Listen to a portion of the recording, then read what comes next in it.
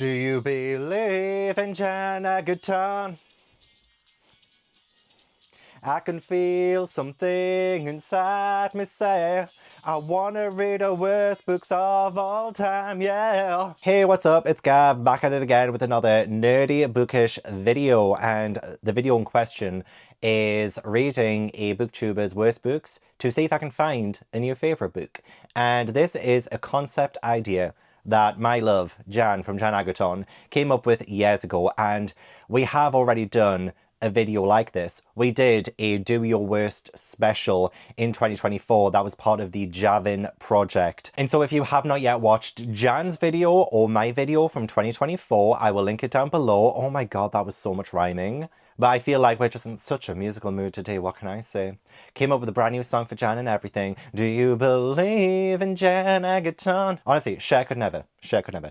Anyway, yeah, this is going to be the Do Your Worst Revisited. So Do Your Worst is Jan's video series on her channel where she picks a booktuber who has quite opposite tastes, pretty much. And sometimes the books that she loves is another booktuber's worst books of the year. So for instance, for me, I honestly, I don't want to bring it up again. I don't want to bring it up again, but this is a specific book that is probably legendary in the dregs of booktube lore at the minute, and me continuously bringing it up does nobody any favours, especially not Jan and her questionable tastes. So I'm going to forego what that book is, but I'm sure you can guess. I'm sure you can read between the lines. And yeah, Jan absolutely loves some books that I hate and vice versa. So the idea is that I will read some of her worst books to see if I will find a book that I enjoy. And I've decided pretty much to try and stick to the books that I already own, and there are 3 books I own physically that were on her list that she sent me, and one that I do have on audio. So the book that I have on audio is The God of the Woods by Liz Moore. That will be one of the first books that I read, and then the other 3 books I do have physically here. So one of them is Carrie, Soto is Back by Taylor Jenkins Reid, and oh my god, I don't think I can show that cover. I'll show this one next. Lights Out by Navessa Allen, and okay, I'm just going to show you. If this video gets demonetized, leave a cash bag emoji in the comments below. That will help somehow. Yeah, Beyond the Planet of the Vampires by Ulrich Baer. I'm not going to lie, I picked this up a few days ago when my love Steph from Steph Loves was visiting, and I saw this in, I think it was Forbidden Planet, and I totally forgot. I totally did not realize that this was the book that was on Jan's worst books list. So this was an accidental purchase for this video, and I feel like that's kind of a bit of a sign. I just love the fact that there's a massive red penis on the cover, but I also know she gave this 1 star. So I'm also probably going to do some like random shit as well during this vlog. I'm not going to lie, we're going to have a little bit of everything. I may build some Lego. I will definitely though be playing Porcopia, because it's taken over my life. I'm not gonna lie, I haven't even played it yet today. It's now like 4 p.m, I haven't played it yet. So I'm gonna be doing that. So that's why I'm gonna start with the audiobook of The God of the Woods, because I need to get back to it. I need to tidy up that absolute bomb site of an island and bring more Pokemon back into my bosom. Again, don't forget to check out my love Jan down below, and I will link Jan's video for this as well, because she is doing her own version of this. We came together, we collaborated. 2 creative genius minds, you know, forming into one and deciding, hey, it's been 2 years since we last did this. Let's do a Do Your Worst Revisited. And actually, if you would like to see a Do Your Best, in where we actually read each other's best books, you'll have to bombard Jan with that. I'm trying to convince her. She's like, Gavin, I'm sick. Yeah, I don't really want to do anything more with you. I can't think of anything worse. And so she just needs a little bit more convincing. Just a little bit more convincing. So yeah, please like the video if you enjoy. Subscribe if you haven't already. And let's play Porcopia. I mean, let's do some reading. Stop your crying, baby. It's the God of the Woods. Oh my god, I have so many songs just running through my head. So I think every single time that I do a book in this video, I'm pretty sure I'll be able to associate the title with the song. And yeah, apparently Sign of the Times is God of the Woods. I love how my audiobook description has been updated to saying, as heard in the Taylor Swift documentary, The End of an Era. Does Taylor Swift mention this book? Does she actually read this book? Does she like this book? Did she recommend this book? Interesting. But I did get it about a year or so ago, and I thought it actually looked really good. It is about someone who goes missing at a summer camp, but the person who goes missing, their family owns the summer camp, and I think it was 14 years before their other child went missing, and it's the Van Law family. Yeah, they're apparently rich. They're apparently like really cold people, and they own the camp that now 2 of their children have gone missing, apparently. Is it a tragedy or is it a crime? There is a third option. It involves murder. Which I guess would fit in those 2 categories. Anyway, yeah, I have the audiobook. I'm going to put it on 1.8 speed. No, I'm going to put it on 1.9 speed at the minute. Maybe 2 times speed. Maybe 2 times speed. And it will take 7 hours and 17 minutes. And I, as I have mentioned, really want to play some Pokopia, so I'm going to be doing that. Can't believe it is now nearly 6 p.m. I've had tea. I have been watching some YouTube. And now it's time for me to sit down, read, and play some Pokopia. And speaking of Pokemon, I did do a little bit of an impulse buy today at the Lego store, mainly because I went to the Lego store with my friend Steph from Steph Loves. We went there on Monday, and they had the Pokemon set with the free gift for purchase, which is the badge collection. And the amount of scalpers who have scalped the free gift online, and it's now like, you know, sold out on the Lego website. You can only get them in store if those stores have them in stock. And they are supposed to be free with purchase with the big massive 3 Pokemon Lego set. The scalpers are selling that free gift for like 200, 300, 400 pounds online. And so when I went in on Monday, I saw that they still had like the free gift for purchase with the trio Pokemon set. And I asked, like, oh, do you still have like plenty available? Because I get paid later this week and I'm a little bit worried about it going out of stock. They were like, yeah, sure, we have like 30 left or something like that. So I was like, okay, I don't like need to rush. But yeah, I did end up going back in today. So shout out Jess and Johnny who work at the Lego store for being so incredible. But yeah, this is my haul. And have you seen how massive that Lego bag is? They said that they started making these Lego bags because of the Lego Titanic, which I do have behind me there. Because of that, they started to make these bags, and I will be able to keep this forever now. So that's awesome. But yeah, I got the 3 Pokemon set with Venusaur, Charizard, and Blastoise. And yeah, this badge set comes free with it, but only with that set. This will not be available forever, so I had to do it. I'm not paying like £400 from scalpers online, absolutely not. You also get this free with purchase in store as well if you spend over £70. So I ended up getting like the 3 Lego sets essentially. Where am I going to put it? I actually don't know. I don't even know if I'm going to be able to build it anytime soon because again, I have nowhere to put it. And I also have a backlog of Lego in my wardrobe upstairs. And I still need to build my Baradin. I've had that since November 2024.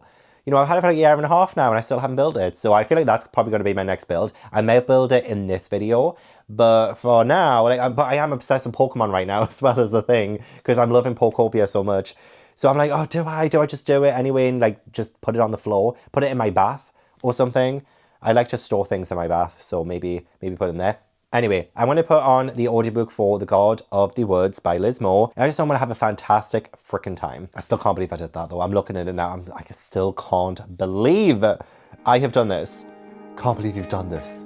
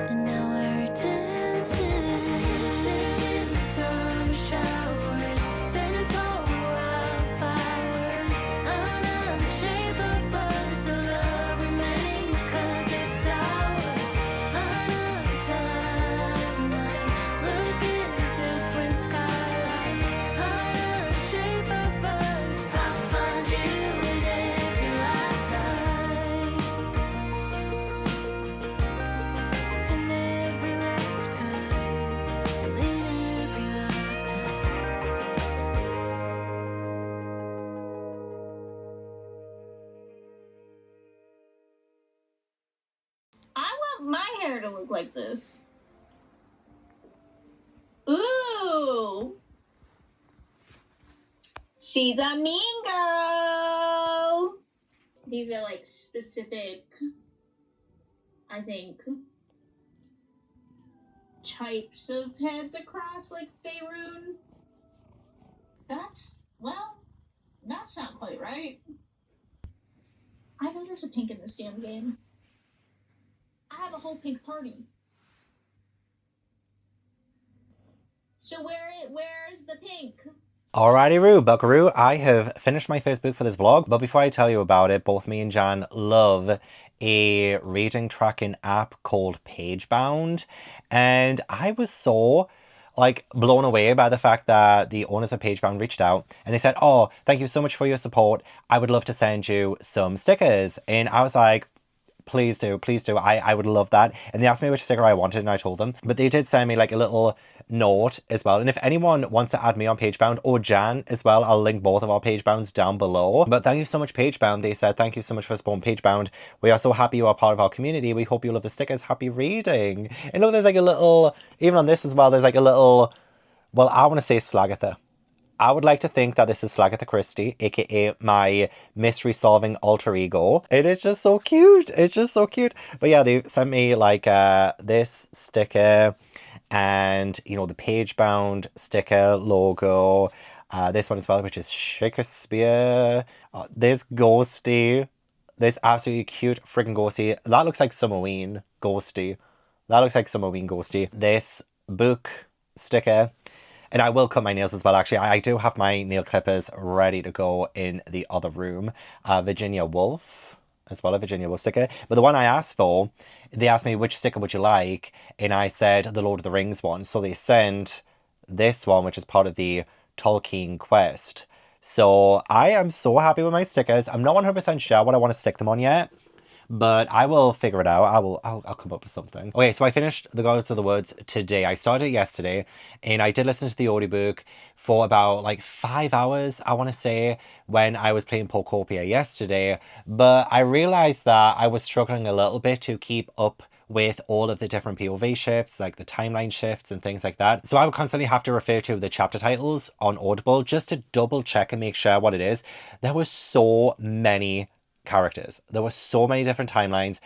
We were going forwards, backwards, sideways, upways, downways, and I could not, for the life of me, keep up with that. So I stopped listening to it last night, and then I continued to listen to it this morning as I was doing really meaningless housework things, housework tasks, so I could really focus on it. And I still don't think it helped at all, the way that I was just so continuously lost by a lot of things, and you can blame that on me. You can absolutely blame that on me. With me trying to game and listen to this one at the same time, I should have known better. As soon as I realized that there were so many different characters in POV shifts and in timeline shifts, I should have put the audiobook down and not gave it any heed. But I'm stubborn. I'm a Taurus.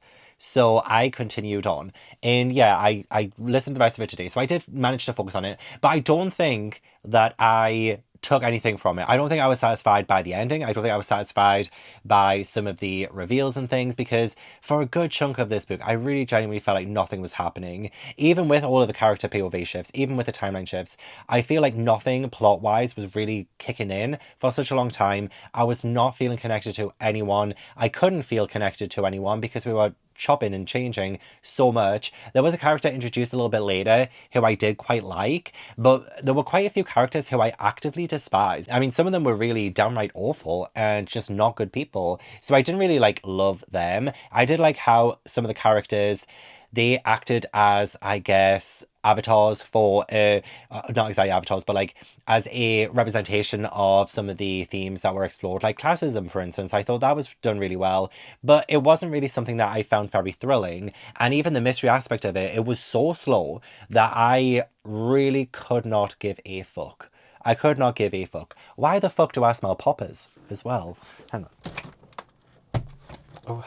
Right, I've just closed the window. That was weird. Yeah, nothing was popping off. See what I did there? Nothing was popping off until, I would want to say, the last couple of hours I listened to. The audiobook itself was fine. I don't think there was anything offensive about it. It was pleasant to listen to. But I really do think it was the kind of story that I really should have probably done the physical one for. I probably should have seen if my library had it and checked it out.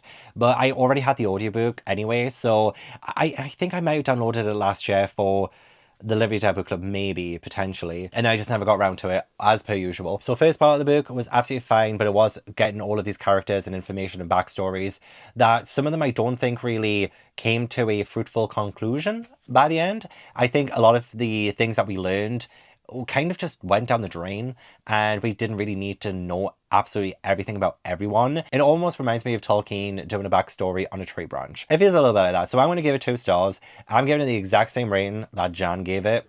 And what I kind of want to do as well is Jan, a lot of the times, most of the times, gives like a fun fact about a book, like any kind of theme or any part of a book. And I'm going to try and do something similar. And I think what I'll do is I'll do a fun fact on poppers, okay? Because for some fucking reason, I can smell poppers. And it ain't me. It ain't me. Oh, they were originally developed in the 19th century as a prescription medicine to treat angina, not as a recreational drug. Also used to treat cyanide poisoning, apparently. That's off Wikipedia though, so take it with a grain of salt. Well, you learn something new every day. I'm not sure what I want to read next. I'm kind of leaning more towards Lights Out, I think. But it is currently Friday and I have the rest of the day. I think I might take a little break from Pokopia today, so I won't be doing any like audiobook listening and playing that today. I could literally just sit down and read, potentially. I really do feel like that's what I'm in the mood for. I have done 3 audiobooks in the last week while listening to Pokopia. Well, 3.5. So I really do want to break out of that habit and do maybe, I think, a little bit of physical reading. Both so adorable. Oh my god. Like, this does not get old. This does not get old for me. Oh, you're both so beautiful. I'll not disturb you. Don't worry, but you're so beautiful. I'm currently watching Deja, but at the minute as well, I am eating my honey chili chicken with egg noodles. And I got this from FuelHub. I've been trying FuelHub. I've tried this is not sponsored. I have tried every food subscription service like HelloFresh, Gusto, Home Cooks, Thrive. And I'm also doing Simmer Eats at the minute. I'm like testing that out. But FuelHub so far has actually been my favorite. And I've only had it for like a week. The meals have been so good. Portion sizes amazing. And they've actually just like tasted really flavorful. So yeah, I really enjoy it. So I'll leave a link to it if you want to try it yourself. I'm not going to say anything more about it. Just that dish right there, I took 2 bites. And I was like, yeah, that's actually really banging. That is banging.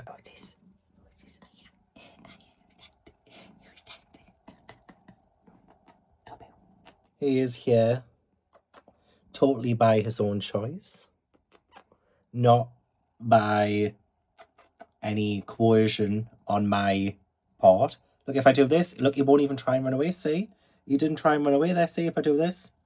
See, he doesn't try and run away? Do you? Do you?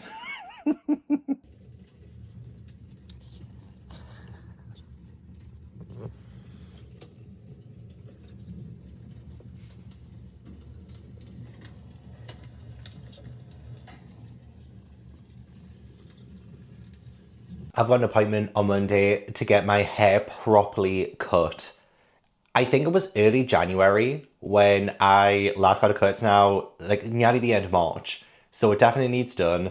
So I'm very excited for that. I've decided last minute that I'm going to go to the gym today. It is Saturday morning.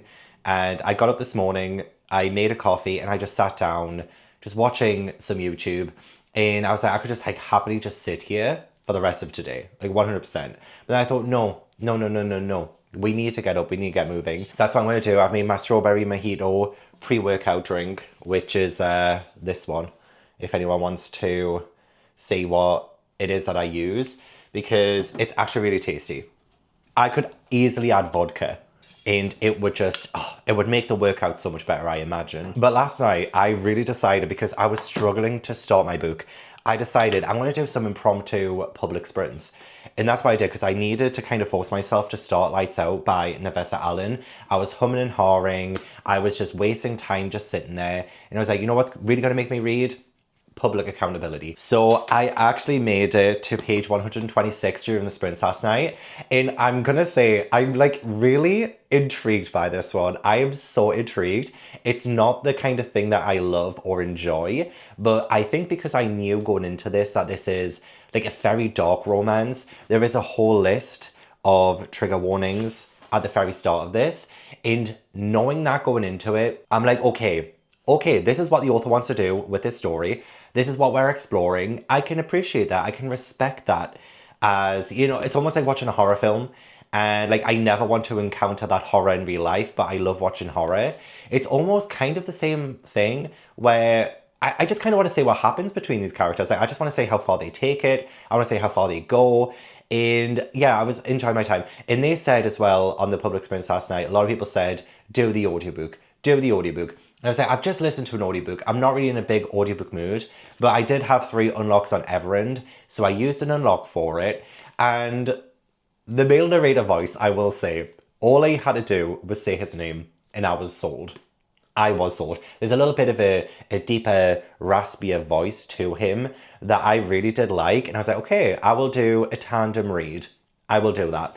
And that's what I did last night on Sprints. And guys, if you want to know what this is about, we follow Ali. She's a trauma nurse and she has a thing for a guy on like this platform who wears like masks. And she is really into like potentially being chased down, like adding a little bit of danger and fear to her, I guess, like her sex life. Like she enjoys that. And honestly, fair enough. Like I'm not judging anyone for what they're into or any of their kinks. Ali wants to be like hunted, essentially. And this masked guy, like nobody knows his identity, including Ali. And yet, according to the summary of the book, so it's not a spoiler that they do end up connecting, I was initially like, how are we going to have Ali out of hundreds of thousands of people? How is she going to stand out from the rest? And now I understand, and I'm not going to say exactly how, even though everything that happens there happens in like the first like 30 pages. Like it starts like pretty quickly. And we find out like the connection really early. And I was like, okay, I get it now. It is in this situation where, you know, like we have a brooding vampire who after thousands of years decides fucking Bella out of everyone in the fucking world is their true love. You know what I mean? So I was kind of really happy about the fact that there was an actual connection. And it felt pretty good. Although I will say like some of it as well is just like so like wild. And even that connection too, it's like, I'm rolling with it. I am totally rolling with it. And I need to know where they're going to take it. Like, I'm genuinely morbidly fascinated by what they're doing. And like, not too much has happened so far. There has been a sexual encounter that has led to some, let's just say, penetration, but not from a appendage on the human body, if that makes any sense. So like that was interesting, absolutely interesting. But the one thing I'm not really 100% loving is the way the characters are written, because like if you want to do them being this deep into these kinds of kinks, and you know, even Ali says like she wants darkness, she doesn't want morally grey, she wants full on darkness. But we are reminded time and time again of these characters being very aware, but also being like, oh, but I am a morally good person. Like I'm not gonna, you know, like I'll install security cameras in her house without her knowing, but like I would never cross the line of like actually watching her undress or watching her touch herself kind of thing, you know what I mean? It's just like, pick a side, pick a struggle, honestly, because yeah, the amount of times like they're trying to reassure me, the characters themselves are trying to reassure me, the reader. It's like, you don't have to reassure me, just go for it. Just absolutely go for it. I don't give a shit. I just want to say what you guys do.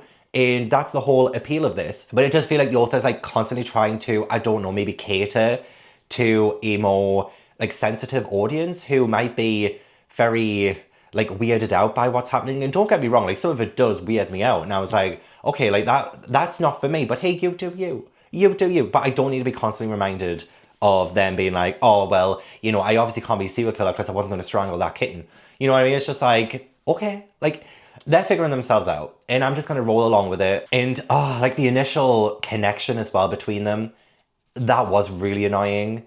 I will say that, like the things that him, like the masked guy is called Josh. He like sends her it was just so annoying. Like it was actually genuinely so annoying. It was getting onto my skin. I was like, can we just fucking not? Like if you're supposed to be this like masked person online who nobody knows your identity and you're a little bit of an asshole kind of persona or whatever, it's just like, we don't need to do the whole sweet route. We really don't. Like I don't need that.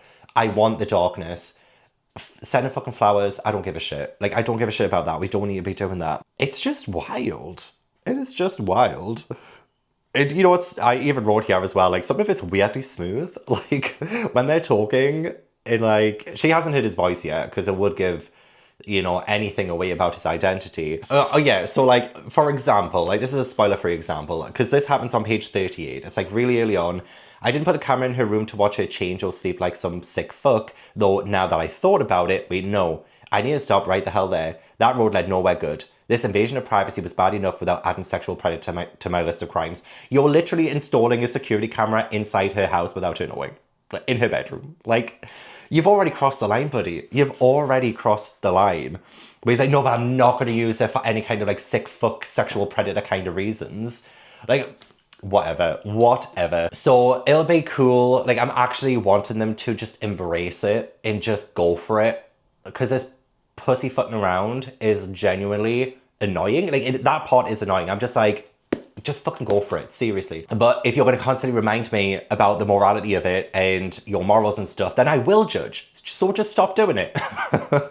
So anyway, sorry, yeah, I was going to listen and continue listening to the audiobook as I was going to go work out, but I really do want to read this physically as well. I don't want to miss anything. And I feel like I've already read it publicly on sprints. I don't really need to be reading any more of this publicly in a gym. So I'm going to listen to music instead. I've been obsessed with Sign of the Times by Harry Styles ever since Project Hail Mary. I mean, I loved the song when it first came out, but you know when a song has a resurgence because of a TV show or a film? Sign of the Times has been like on repeat constantly. So I'm going to end up walking down. It's really windy right now. Like really, really windy. I'm going to blow away. And I'm going to let out some of this apparent frustration reading this book. And hey, I'm not hate reading this. I actually think I'm gonna like it. It depends, but like I do think I'm gonna like it.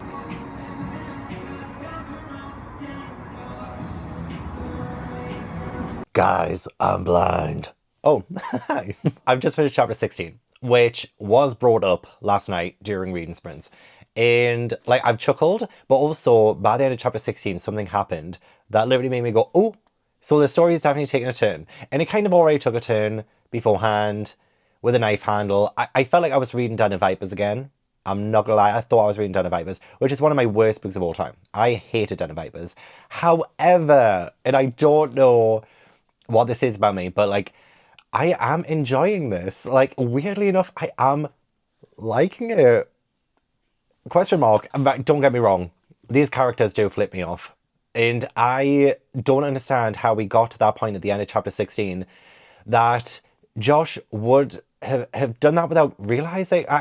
I'm confused because he seems like the kind of guy who is very brooding and, you know, very dark and mysterious and whatever. But like, I don't know, some of that didn't make a whole lot of sense for me. However, what it's leading to, the storyline that we're exploring now, I'm actually really intrigued, okay?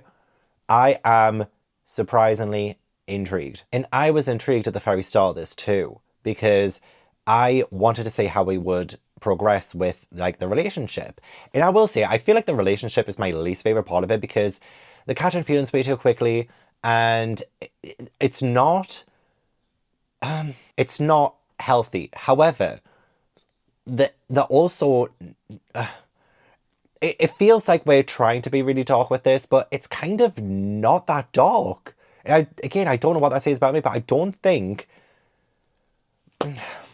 I don't know what I'm saying. I don't know what I'm saying, but I don't think it's gone all the way for me. I've read Den of Vipers, and I feel like when you've read that, your threshold maybe for any kind of crazy thing happening is very high. And I don't think a whole lot of crazy stuff or like dark stuff when it comes to romance, I don't think it's kind of hit the peak. Maybe reading on. I mean, don't get me wrong, what they've just kind of done, even though it was kind of accidental at the end of chapter 16, even though what they've just done is definitely dark and definitely grim, what have you, But in terms of a relationship, I feel like they caught feelings way too quickly, and there is a lot of consent. There is so much that they want to do with each other, but I'm like, I think they caught feelings too quickly. Yeah, it's probably like my least favorite part of this is the romance element. Ali has currently gone live for 24-hour reading sprints on her Twitch. So I'm going to use that as help for me to finish this book, as well as, well, I mean, it says I have like 2 hours left of the audiobook. The audiobook's been good. I've been actually enjoying the audiobook. And I have like 2 hours left on the audiobook. And my live show, I have a true crime and wine night tonight in 3 hours. So I'll definitely get this done by then if I just lock in. And I'm definitely opening up the Pink Moscato when I get to the end of this book. I'm going to have to. I'm going to have to. Okay, did Navessa Allen ask Emily Henry to finish writing this one? Because this genuinely felt like, you know, if Emily Henry felt like she just wanted to be a little bit more spicy. And I'm so disappointed by that ending. I'm so disappointed by the trajectory of the story. I will say that I'm giving this a higher rating than Jan, and I was very entertained. And I think that is the main takeaway from the story, is that it did what I needed it to do, but I was genuinely prepared for something like really dark and really shocking. And that really helped me at the start of the story. I was like, okay, I'm preparing myself for this. I don't mind if, you know, we go a little bit too far because I've prepared for it.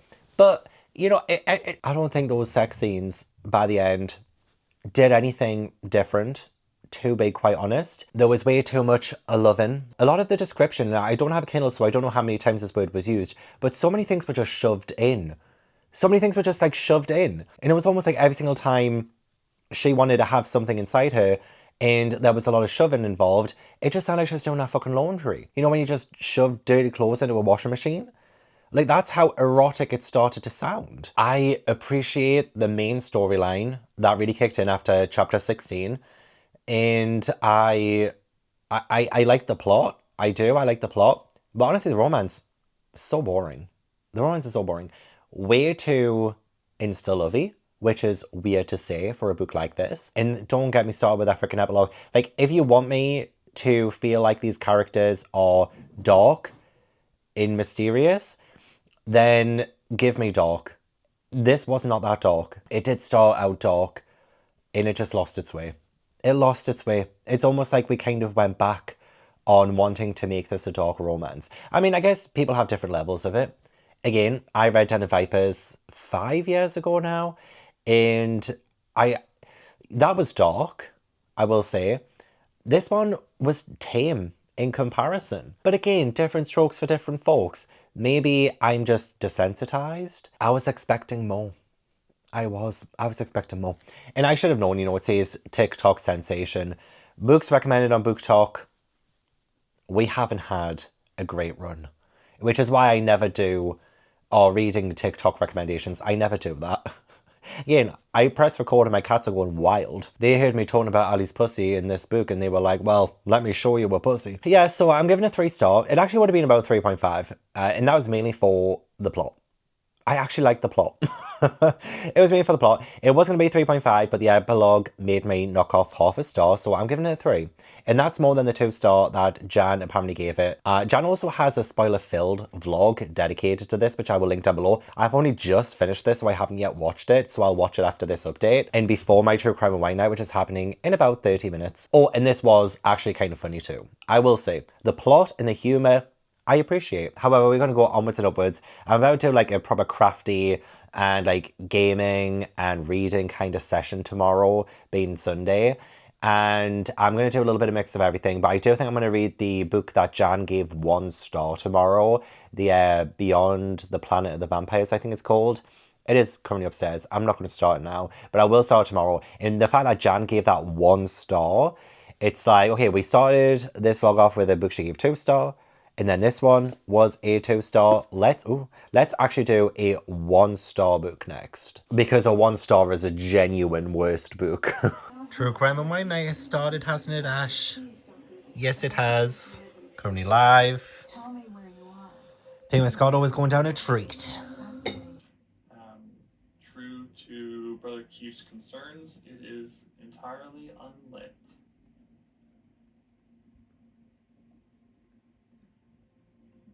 you see anything?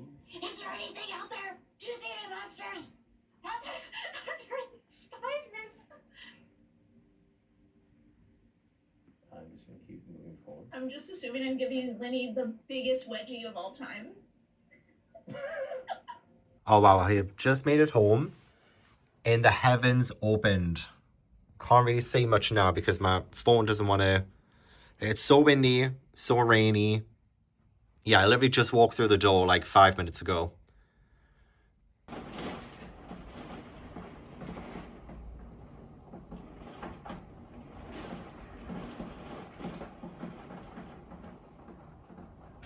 Today did not start out the way that I thought it would.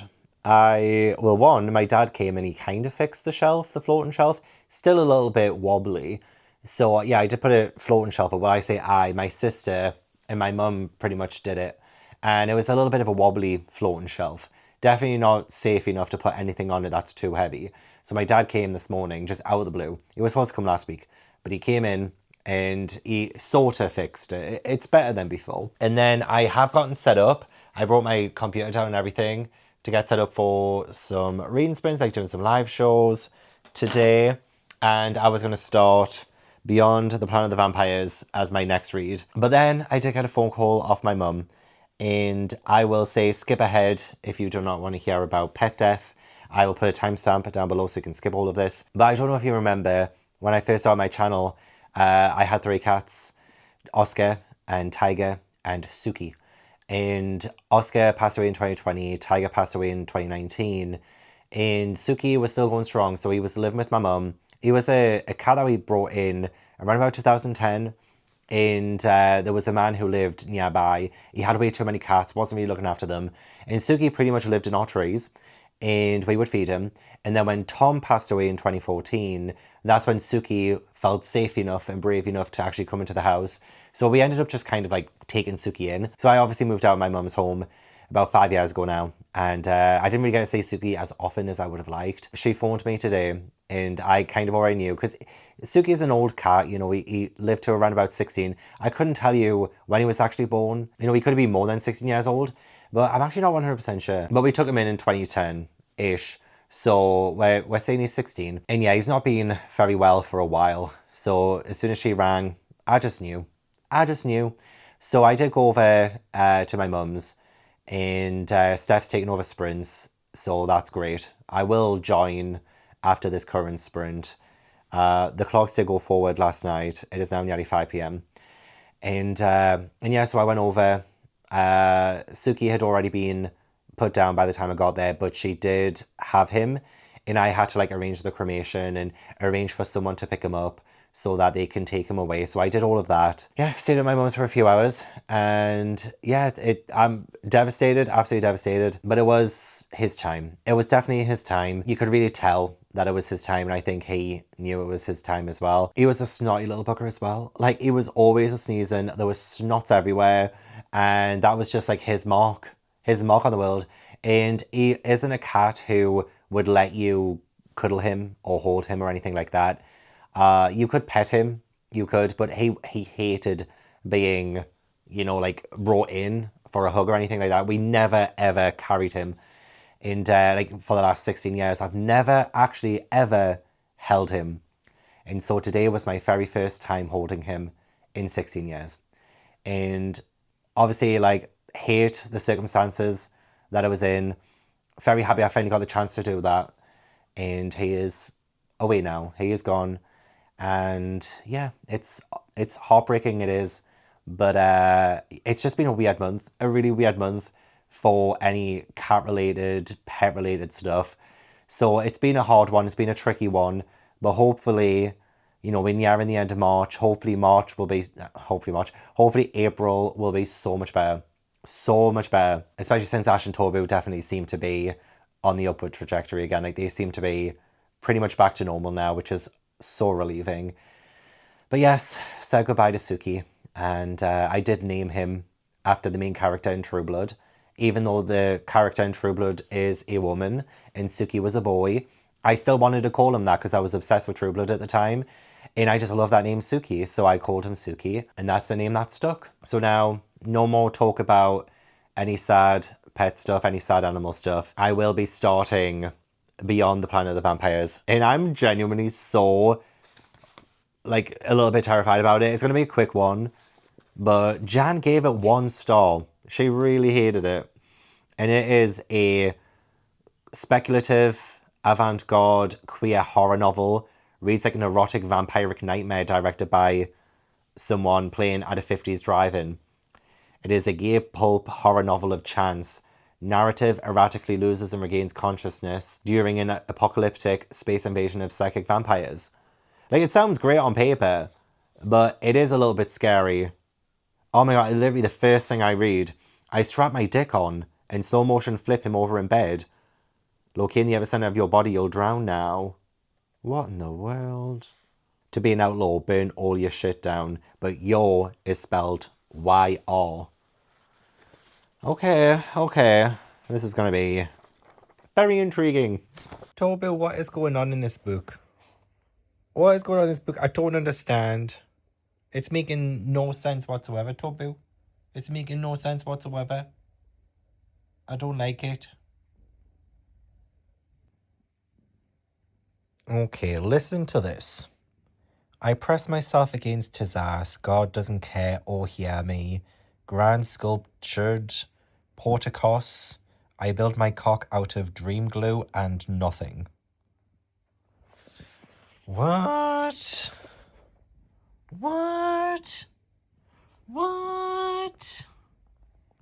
Like, guys, this is making no fucking sense.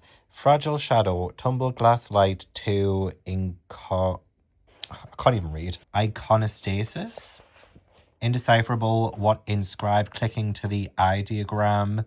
Feeling trying to escape, silence, shadow welling, hieroglyphic being. It turmoiled.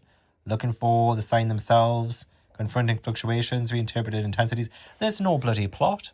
There's no story. It's just a whole bunch of nonsense. Random ass nonsense.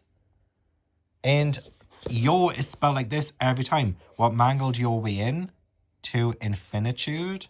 Every single time your is mentioned, it's spelled like this. I don't like it. What the hell does this mean? Where a fascist minister's homosexual love, the lily anus smoulders. The lily anus smoulders. The worst thing to come from this, though, is that parts of it is in second person. And if you know me, I rip your pants down struggled around your gleaming ass. Who said my ass is gleaming? How dare you assume? And fuck you into the floor, fuck yes, you groan in dirty gravel undertones. I didn't say fuck yes. I said get the fuck off me. What the fuck is this? I guide you into me by your hips, jag ridges, crackling popper pops. As I re-enter it, staved in. What the fuck?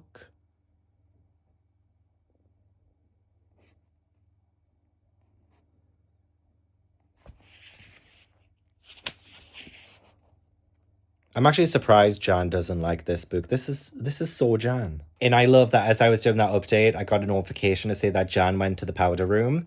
And yeah, right after that part, in a voice outside, speaking outside, the sky's low hanging fog dissolution, the trees abolished in their secret, dark trancing silhouettes, tinsel hammers. Right after that whole sex scene. There is no cohesion. There is no cohesion. I don't get it. What is it trying to say? What's it doing? I need to look at some positive reviews on this book and see if anyone enjoyed the nonsense that is being spewed. What do you think, Ash? Do you think I should DNF it? Do you think I should DNF it because it's really weird as fuck? And it makes absolutely no sense. Yeah, guys, I feel bad for this, but I just do not get it. I don't get it, so I'm going to DNF. At page 90. Page 90, what the fuck is going on? I don't get it. It's literally like, you know, when you wake up in the middle of the night and you have these random thoughts that you just want to quickly write down in your notes app. This is what this is pretty much feeling like.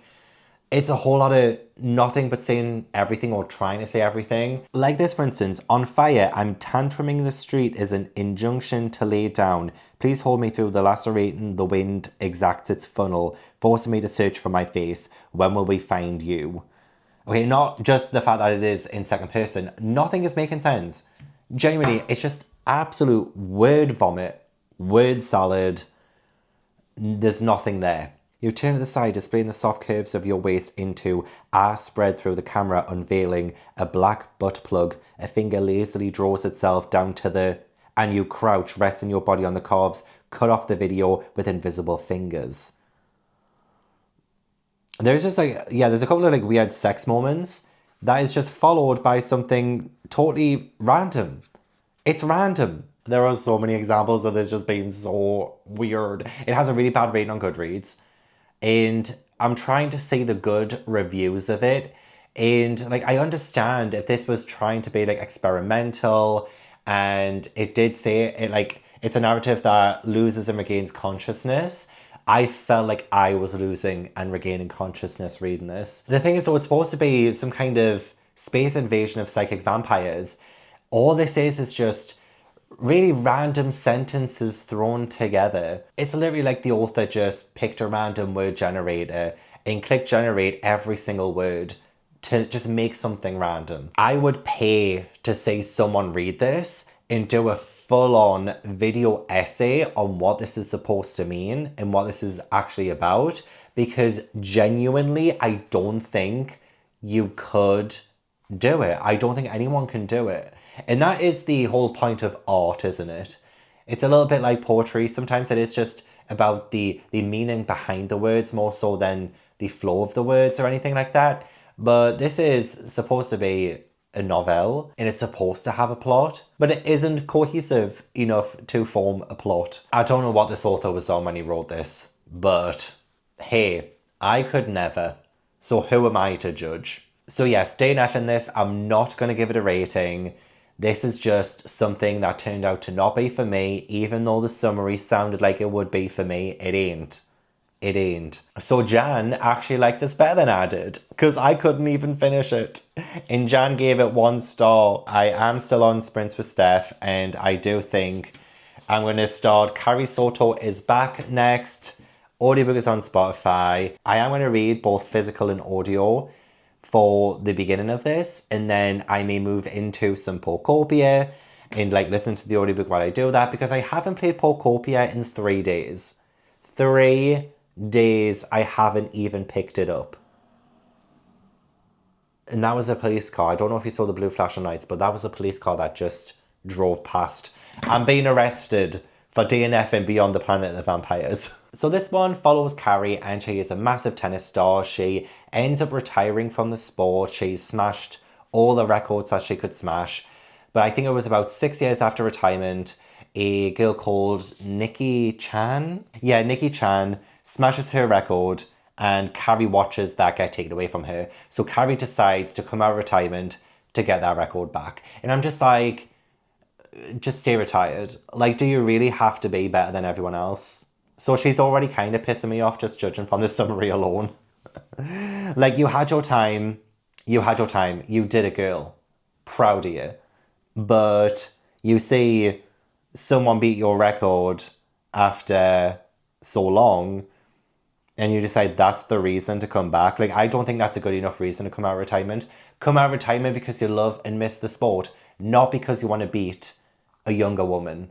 You know what I mean? So we'll see how we get on with that one. It does look like there are quite a few different time changes. So I'm a little bit worried because so was God of the Woods. And if I'm just going to listen to the audiobook, it might be a little bit harder to follow. However, because God of the Woods had so many different characters, I feel like that was also one of the reasons why it was a little bit hard to keep up with it just on the audiobook. Whereas Carrie Soto was back, should be easier, maybe.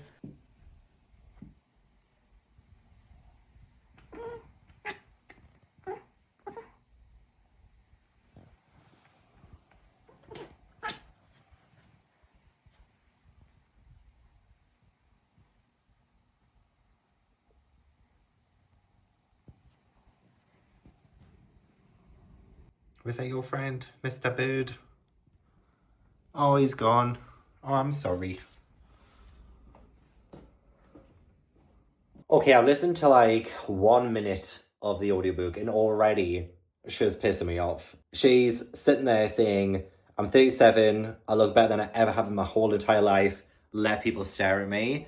While this younger woman who has just absolutely dominated the last couple of years is giving it her all, and she's sat there rooting for her to lose. And I'm just like, whatever happened to women supporting women?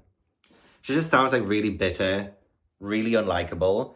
Maybe there's a big character journey, a big character arc that in the future, and there's freaking. This is really embarrassing, isn't it, when you can see the reflection? That's better. Yeah, maybe she'll go on a big character arc. Maybe she will learn that it's okay for other people to beat her records because she was the one who set them. And that's incredible. She should be so happy about that to begin with. But this competitiveness thing, I don't know if it's something I'm going to enjoy. But I will give her the benefit of the doubt. I will continue with listening.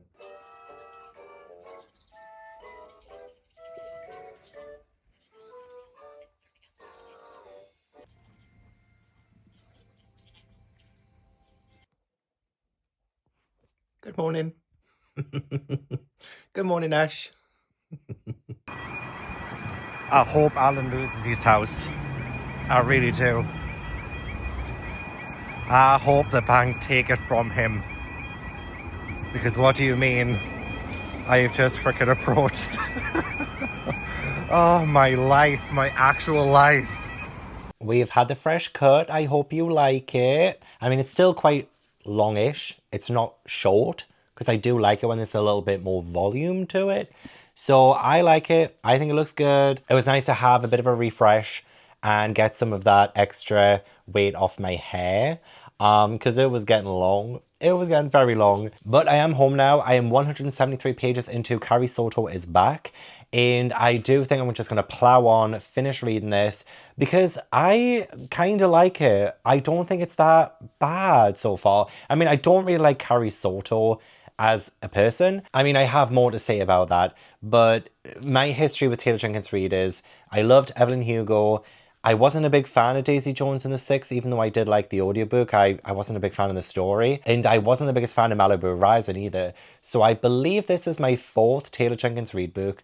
And yeah, this one is actually pretty decent. Like I do like the story of someone coming back into sport and they are trying to, you know, like reclaim what they think belongs to them. Like that's a pretty good story. But I do think Carrie Soto is very entitled.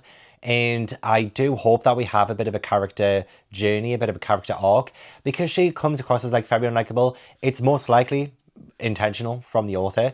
But like Carrie, she looks down on people who are below her in the rankings as well. And she literally explicitly says that she looks down on them. And even her dad is a big presence in her life. Even he is a little bit shocked by her behavior sometimes. She is not a team player.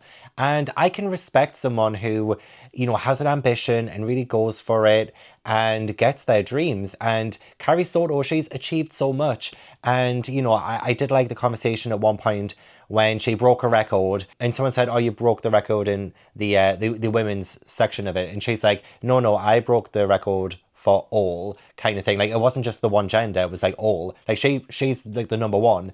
And so like I appreciate the look into that. I also appreciate the look into someone who is older and people are saying like, oh, she's past her prime. There are people, and there's lots of like kind of mixed media where people in interviews are talking about her and they underestimate her. You know, they underestimate her. And I love seeing someone who is a little bit older coming into a sport that is dominated by young people and really absolutely killing it and proving them wrong as well. Like it's not about age, it's about talent and skill. And I do like that as well. But Carrie is someone who you can't really root for. I mean, maybe you can, but like unless something happens where her reasoning for being rather cruel to people who she deems are beneath her, unless there's a good enough reason for her, which I don't think there ever really is, a good enough reason to treat other people like shit, unless there's like a good character journey, maybe a bit of backstory that we're missing at the minute, then fair enough. But she's not someone I'm really rooting for, you know? And yeah, the reasons why she's doing it is so like superficial. It does sound like it comes from a place of paranoia. She thinks that her record is going to be taken away from her, Whereas, like, yeah, someone might beat it in the future, but like your legacy still stands. Like, you're still one of the first people to ever do it. You're probably the first person to beat this record. People will remember you for that. But she's like kind of doing it for the wrong reasons. She isn't really doing it. I mean, maybe she's like starting to warm up a little bit, but she was doing it for the wrong reasons. And it was very apparent in that very first chapter as well that she comes across as like very bitter, very cynical, and yeah, she just can't let somebody do anything without her beating them at that game. So yeah, I'm not going to hold it against this book either, because I do find the story rather fascinating. I do like that we have a bit of an older timeline as well. This is set in the 90s. Every now and then 90s pop culture reference is mentioned, especially in like the interviews or like the mixed media parts of this. The parts where we're with Carrie, I'm not really feeling a whole lot of the 90s atmosphere, but I really do when we are talking about the interviews and things are brought up, like the music and the actors who were big at the time as well. So I'm thinking I may end up enjoying this more than Jan did, without jinxing it too much, of course. Oh, and Jan just posted her video today as well of her version of Do Your Worst. And I will, of course, link it down below, so please do check it out. She read some of my worst books, and I'm very excited to watch it. I do want to finish this first, and then I will treat myself to watching Jan's video. I love the fact that I forgot to do the fun facts. Like, after every single book. I did the one for The God in the Woods, and then I didn't for the vampire one, or Lights Out, or Carrie Soto. So let's do a fun fact about tennis. Oh, actually, you know what? Let's Urban Dictionary. Let's Urban Dictionary some stuff. Okay, let's go back. So the Lights Out book. I don't know what to search for on Urban Dictionary for that. Oh, okay, this is going to be my fun fact for Lights Out. Is the first thing that popped up on Urban Dictionary is pucker factor, which is the act of your sphincter grabbing some of the seat underneath you as you narrowly escape a dire situation. Oh, I didn't realize you could do that. I didn't realize my sphincter could grab onto something. I mean, I will say, like, the amount of times that, things were getting shoved inside in this book, I mean, yeah, sure, I'm sure that could happen. Oh, actually, there was some mention of her sphincter and a little bit of anal play. So that fits. For this one, I'll just search vampire. Maybe there's like some kind of weird... I love that. Vampire, first thing that pops up. Something that does not sparkle. I was hoping there'd be something funnier for that one, but no. And then Carrie Soto is back. Maybe there's something to do with tennis on Urban Dictionary. Okay, tennis elbow popped up, which is the medical condition that occurs from masturbating arduously to the women's tennis championships. During the session, most people are in the living room and have to bend over to masturbate, as not to get spotted through the windows. Okay. This creates an acute angle with the shoulder, elbow, and hand. This puts tension on the elbow and results in tendinitis or tennis elbow. Both males and females suffer from the condition, as women in short skirts are attractive no matter who you are. I mean, fair. And I do think I'm going to disagree a little bit with Jan on this one, because, well, Jan gave this 2 stars. I'm going to give it 3, which, again, like, isn't as high up from, what Jan gave it. But Jan does say in a spoiler vlog that she doesn't really think Carrie Soto has much character development. I thought she did. I thought she did. I actually did end up liking her by the end. I thought she came on quite a journey that led to her acting rather different and just like being accepting of the fact that there is another woman who is in the sport, who is like the future of the sport, who is wanting to do what Carrie Soto did, and having Carrie Soto kind of gatekeep those achievements. It's like, yes, I can totally understand and appreciate the fact that she was one of the first women to do so many things, and she opened up the door to so many women to doing so many incredible things in the sport. But yeah, Carrie Soto was the person standing in that door preventing other women from achieving. And I feel like, and again, I don't really want to spoil anything for anyone, but I do think if you hate Carrie Soto at the start of this, I didn't hate her by the end. I do think she went on quite a journey. I think some things changed. I do. And yeah, I mean, there were some things I definitely agree with Jan on. I didn't find this to be a very emotional read, even though some emotional things happened. And I don't think the writing sold me on that. I really don't. And I do love, The Seven Husbands of Evelyn Hugo. I haven't read that in years. So I wonder if I reread it, if I would still love it. But I thought that one at the time was pretty nicely written, beautifully written even. And I don't think this was written amazingly. I thought it was a little bit basic in the writing style. A lot of things were just like directly mentioned, whether that was to do with emotions or like the actions of the sport. It felt very clinical a lot of the times, so emotion didn't quite get conveyed. But again, I don't really know if that is because Carrie Soto herself is, well, she doesn't really deal with emotion very well. So I wonder if that's why the narrative itself didn't allow for a lot of emotion to come through. So maybe that was an intentional thing by the author as well, potentially. Just like how I went back on my word about the fact that I was like, oh, Carrie Soto was not great. Oh, I will say as well, though, I did not like the way that male commentators spoke on Carrie. Like, a lot of the things that they said were unfair. Like, I don't care if she has been mean to people in the past. I don't care if she looks down on people. The language that they were using was pretty gross. So I don't know in the world of women's tennis if that kind of mindset has changed and that kind of language around women has changed over the years. I have no idea. I don't watch tennis. It's not really something that I'm personally interested in. But I do think this did a good job, at least, of highlighting some of the sexism in the sport and showing that there are just like some double standards, because you do kind of follow the male side of it as well a little bit, because Carrie does develop a relationship with a guy, and yeah, so you just say like a little bit of the other side, but the main thing that I thought was done really well was the ageism and the fact that people who are older, it doesn't matter how old you are, you can still kill it if you have the talent, and that's exactly what is shown through Carrie. I didn't really fully expect the ending either. I was actually very happy with the way that this book ended, and I actually liked it. I liked it, but I don't think I can give it any more than 3 stars, because I actually do think one of the worst parts of this book is the writing, which is strange because Taylor Jenkins Reid is someone who I thought could write really well. I don't think, but again, like, I'm conflicted because it could have been intentional, but I felt it very clinical. It was a clinical read, enjoyable at times. I don't know if I can explain my thoughts any better than that, but I do like it more than Jan did. In fact, I think I liked almost all of the books that I read in this video more than Jan. I mean, I definitely did with Lights Out. I feel like we definitely came together on Beyond the Planet of the Vampires, and I believe we did give the same rating to The God of the Woods. I do believe that we kind of came together on 2 of these, and we disagreed on 2 of these. I didn't quite find a new favourite, although I will say, though, this one definitely entertained the hell out of me. This one intrigued the hell out of me as well. Lights Out by Navessa Allen. Probably my favourite book of the vlog, which it doesn't surprise me. It kind of doesn't surprise me. I owned it for a reason. It doesn't surprise me all that much. But this one was good. I do think this one was pretty good. Anyway, that was my little cheeky video. Jan did put her version of this vlog up today. So I said, as soon as I finish reading Carrie Soto, as soon as I finish my vlog, I'm going to treat myself and I'm going to watch Jan's version of this vlog. So again, it will be linked down below if you want to check it out. And yeah, just check out Jan in general. I love her. I think she's awesome. And she really does have one of the best BookTube channels I've ever seen.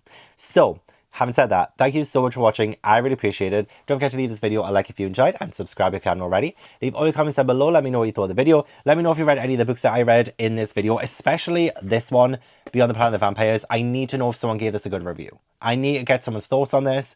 I need an analysis. Please let me know. I want to give a huge thank you to my channel members for supporting my channel. If you would like to join my channel membership, then the link is down below. But yeah, I hope I will see you in the next video. Bye.